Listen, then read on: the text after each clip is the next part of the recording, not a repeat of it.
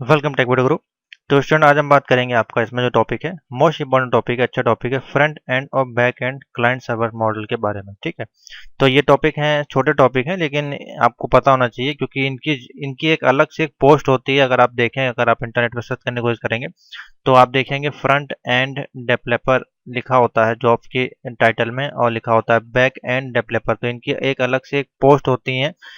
जितने भी टॉपिक है इसमें सबकी अलग से एक पोस्ट होती है। देखिए वेबसाइट, ये आपकी जो रेस्पॉन्सिव वेबसाइट है या फिर स्टैटिक डायनेमिक वेबसाइट है, ये एक वेबसाइट डिजाइनिंग के अंतर्गत आ जाते हैं। ठीक है, तो ये पोस्ट होती है वेबसाइट डिजाइनिंग, जिसके अंदर आप स्टैटिक और डायनेमिक वेबसाइट को बनाते हैं। उसके बाद हमको कुछ डेवलपिंग करनी है तो उसको हम लोग कहते हैं front end developer, back end developer की इनकी जॉब आपको मिलती है। तो इन्हीं के बारे में देखते हैं आज क्या होते हैं।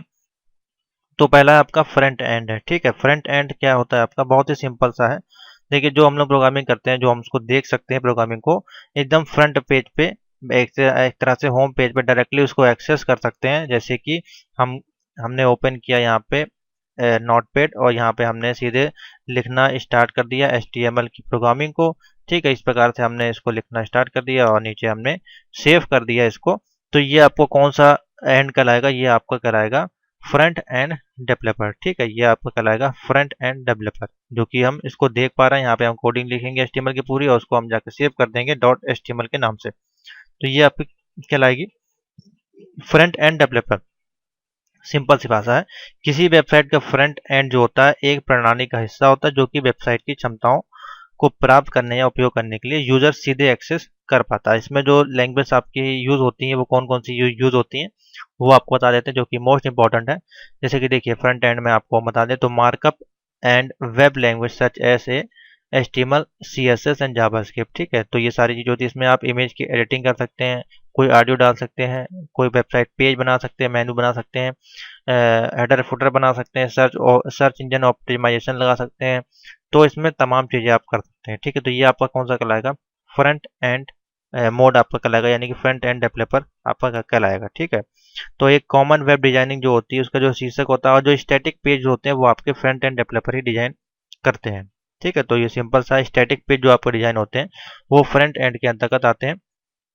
अब बात करते हैं इसमें बैक एंड। बैक एंड जो है वो आपका डायरेक्टली आप नोट पैड पे नहीं लिखते हैं, इसके लिए आपको तमाम चीज़ों की ज़रूरत पड़ती है। सबसे पहले तो देखिए ये किस पे लिखे जाते हैं, तो अधिकतर ये जो लिखे जाते हैं फ्रंट आपके बैक एंड जो आपके लिखे जाते हैं वो सॉफ्टवेयर आपका कौन सा है, PHP जो लैंग्वेज होती हैं।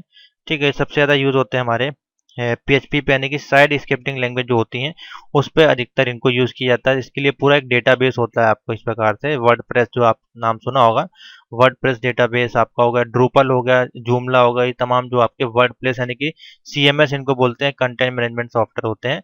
ये आपके जो है बैक एंड के रूप में काम करते हैं। इसमें पूरा आपको इस प्रकार से डैशबोर्ड मिलता है, इसको आप ड्रैग ड्रॉप करके और बैक एंड के रूप में पूरा डेटाबेस आप इसको हैंडल करते हैं। तो ये आपका जो है बैक एंड डेवलपर कहलाता है। तो ये अच्छी एक पोस्ट आप कह सकते हैं।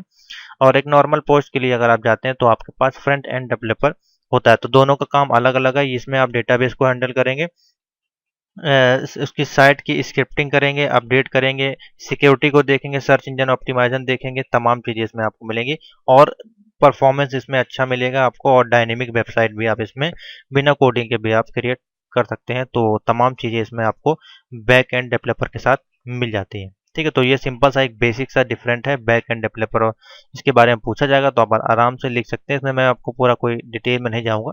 डिटेल वीडियो के लिए आप कोर्स परचेज करेंगे तो उसमें आपको मिल जाएंगे सारे वीडियो और PDF नोट। ठीक है, तो सिंपल सा एक मेन डिफरेंट आपका यही है बैक एंड डेवलपर। एंड आपको सिर्फ ये पता होना चाहिए कि फ्रंट एंड डेवलपर और बैक एंड डेवलपर में कौन कौन सी लैंग्वेजेस आपकी जो है यूज होती हैं, जो कि मोस्ट इंपॉर्टेंट है। तो लैंग्वेजेस की बात करें तो देखिए यहाँ पे चार्ट एक अवेलेबल है, इसके माध्यम से आप समझ सकते हैं। तो फ्रंट एंड की बात करें तो इसमें HTML CSS JavaScript jQuery Angular JS, तो ये सारा आपका चैप्टर में। तो हम लोग जो सीखेंगे यानी कि जो आपका M2 R5 का जो सिलेबस है उसमें हम कौन सी प्रोग्रामिंग लैंग्वेज सीख रहे हैं, फ्रंट एंड डेवलपर की। तो आप यहाँ से फ्रंट एंड डेवलपर बन सकते हैं। ठीक है, अब बैक एंड डेवलपर के लिए देखिए हमको कौन कौन सी लैंग्वेज सीखनी पड़ेगी। PHP सीखना पड़ेगा, जावा, पाइथन, JS, SQL जो कि हमारे सिलेबस में नहीं है। ये पाइथन आपकी स्क्रिप्टिंग वाली पाइथन है, ये कोई आपकी प्रोग्रामिंग वाली नहीं है। ठीक है, तो ये हम लोग इसमें नहीं बन सकते हैं क्योंकि हमारा जो सिलेबस है उसमें एचटीएमएल दिया गया है, CSS, JavaScript, jQuery, angular, JS. तो इससे हम फ्रंट एंड डेवलपर की जो जॉब्स हैं उसको हम प्राप्त कर सकते हैं अगर M2R5 का सर्टिफिकेट हमारे पास आ जाता है, यानी कि अगर हम कर लेते तो आप आराम से इसकी जॉब्स किसी भी मार्केट में किसी भी कंपनी में ढूंढ सकते हैं। ठीक है, तो ये सिंपल सा है आपका फ्रंट एंड और बैक एंड डेवलपर। तो आशा करते हैं आपको समझ में आ गया होगा, इसमें कुछ ज़्यादा डिटेल में जाने की जरूरत नहीं, काफ़ी लंबी हिस्ट्री है अगर ऐसे हम देखें तो, लेकिन मैंने आपको एकदम शॉर्ट में बता दिया। अगर आपसे क्वेश्चन पूछा जाए तो आप इसी प्रकार से 4 लाइन में इसके आंसर दे सकते हैं। ठीक है, backup, scalability, security, data transmission, data administration, और कौन कौन सी लैंग्वेज आती है, पाइथन, रूबी, पर्ल और तमाम तरह की इसमें लैंग्वेजेस हम लोग यूज़ करते हैं। ठीक है, नेक्स्ट टॉपिक पे आते हैं स्टूडेंट में, जो कि मोस्ट इंपॉर्टेंट है। क्लाइंट सर्वर स्क्रिप्टिंग लैंग्वेज इसमें क्या होती है, बैक एंड फ्रंट एंड आपको मैंने समझा दिया सिंपल सी भाषा में। ठीक है, आप इसको भी देख लेते हैं फटाफट। तो देखिए, क्लाइंट सर्वर और सर्वर स्क्रिप्टिंग बहुत ही सिंपल सा है। अगर हम एक डायग्राम के माध्यम से अगर आपको समझाने की कोशिश करें तो देखिए, यहाँ पे क्लाइंट सर्वर साइड लगा हुआ है और इधर सर्वर साइड स्क्रिप्टिंग लगा हुआ है। नेटवर्क आपका दोनों ही रूप में काम करेगा। देखिए, ये आपका नेटवर्क जुड़ा हुआ है और ये आप इधर देखें तो जो एरो गया है ये आपका पूरा ब्राउजर है। ब्राउजर में हमने क्या करी है, स्क्रिप्टिंग की गई है। इसमें कोई भी लैंग्वेज हम लिख सकते हैं, HTML, CSS वगैरह। उसके बाद अगर आप इधर जाते हैं तो ये आपका क्लाइंट साइड है। ठीक है, ये आप हैं जिसने आपने एक डोमेन परचेस किया एक ब्राउजर में, आपने उसको एक्सेस किया, उसमें स्क्रिप्टिंग लिखी, हाँ आपका नेटवर्क से वो कनेक्ट हो गया, आपकी वेबसाइट काम करने लगी। ये कौन सा साइड है, ये क्लाइंट का साइड है। ठीक है, अब सर्वर का साइड क्या होता है, जहाँ से आप परचेज करते हैं उसमें क्या क्या चीज़ें यूज होती हैं। तो देखिए, सर्वर पर जब आप सर्वर साइड की जो स्क्रिप्टिंग होती है वो किस प्रकार से होती है, तो यहाँ पे देखिए सबसे पहले सर्वर यहाँ पे आपका कनेक्ट हुआ, सर्वर एपीआई का पूरा एक प्रोग्राम होगा, डेटाबेस आपको परचेज करना होता है होस्टिंग में।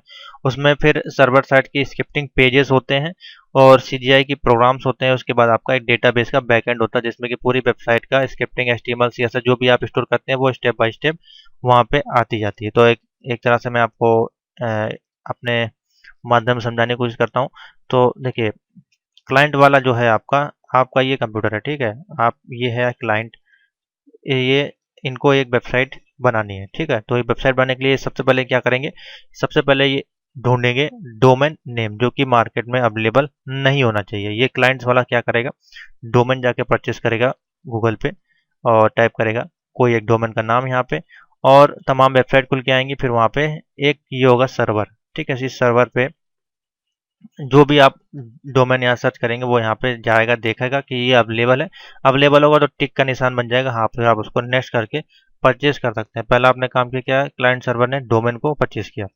डोमेन परचेज करने के बाद आपको होस्टिंग चाहिए होती है। होस्टिंग का काम क्या होता है कि आपको एक प्लेटफॉर्म चाहिए होता है जिसपे कि आपको अपनी सारी स्क्रिप्टिंग को होस्ट कर देना है कि हाँ जब भी कोई भी इस डोमेन नेम को डालेगा तो वो तुरंत आपके जितने भी होस्टिंग के पेज होंगे वो सर्वर पे जो अपलोड होंगे वो एक्टिवेट हो जाएंगे और वहां से वो वेबसाइट आपके सामने होम पेज के रूप में आ जाएगी।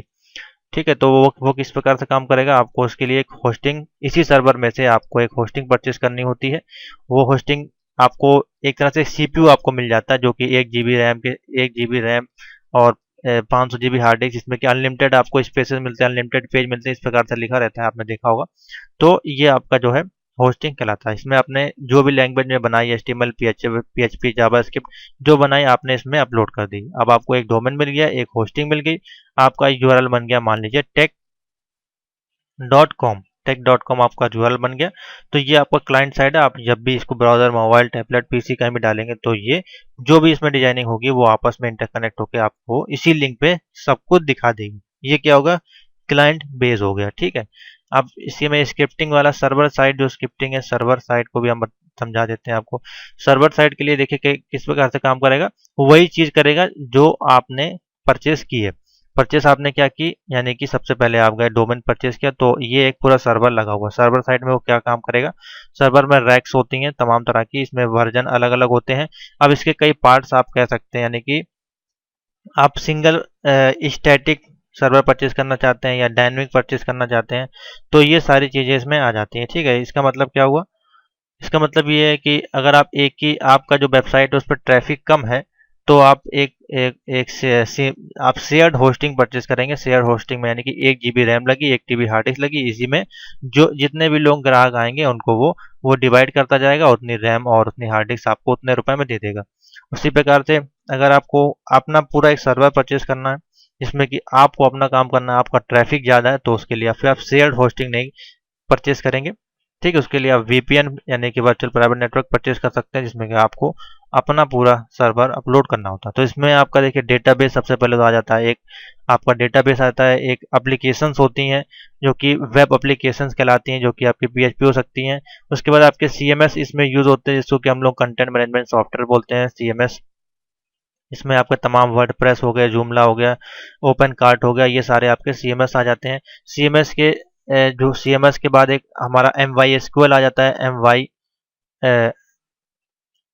वाई एसक्यूएल इसमें यूज होता है, एसक्यूएल सर्वर यूज होता है, जिसमें कि हम अपने कंटेंट मैनेजमेंट को स्टोर कराते हैं, और ये फिर आपके सॉकेट से होके सर्वर से कनेक्ट होता है, और जो भी डोमेन होता है वो उसका एपीएन से, एपीआई से, एपीएन या कह सकते हैं, या सर्वर नेट से आपका वो कनेक्ट हो जाता है। तो इसमें जो प्रोसेस होता है सर्वर साइड का, वो काफ़ी लंबा प्रोसेस होता है, लेकिन आपको इसमें कुछ नहीं करना होता। आपको सिर्फ डोमेन परचेज करना है, होस्टिंग परचेज करनी है, वो सारा चीज़ ऑटोमेटिकली आपके सामने एक कंटेंट मैनेजमेंट सॉफ्टवेयर के रूप में आपको आ जाता है। उसमें आपको सारी स्क्रिप्टिंग लिख देनी है, वो ऑटोमेटिकली आपके सर्वर में सेव हो जाता है। लेकिन इसका जो जाल है वो काफ़ी ज़्यादा बड़ा है, यानी कि इसमें आपका पीएचपी मॉड्यूल्स आ जाते हैं, डेटाबेस आ जाते हैं, तमाम चीज़ें इसमें आपकी ऐड हो जाती हैं। ठीक है, तो और इसमें जो लैंग्वेज यूज़ करते हैं सर्वर साइड में, अगर हम लैंग्वेज की बात करें तो बेसिकली पीएचपीएल है, इसका डेटाबेस हैंडलिंग है, एसक्यूएल है, ठीक है, एमवाईएसक्यूएल है, और अधिकतर हम लोग पीएचपी पे ही इसमें ज़्यादातर काम करते हैं, जो कि एक आपकी कौन सी लैंग्वेज कहलाती है, सर्वर साइड स्क्रिप्टिंग